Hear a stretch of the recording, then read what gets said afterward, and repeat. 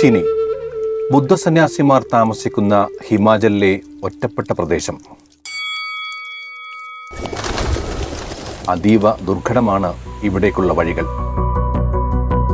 ഇന്ത്യയിലെ ആദ്യ വോട്ടെടുപ്പ് നടന്ന 1952 ഫെബ്രുവരി. ആ സമയം ഇവിടെ ആകെ മഞ്ഞിൽ മൂടി. അതുകൊണ്ട് രാജ്യം വിധിയെഴുതുന്നതിന് 5 മാസങ്ങൾക്ക് മുമ്പ് 1951 ഒക്ടോബർ 25 ഇവിടെ വോട്ടെടുപ്പ് നടത്തി. അങ്ങനെ ചിനിയിലെ വോട്ടർമാർ സ്വതന്ത്ര ഇന്ത്യയിലെ ആദ്യ വോട്ടർമാരായി. ആരാണ് രാജ്യത്തെ ആദ്യ വോട്ടർ? അത് മറ്റൊരു കഥയാണ്.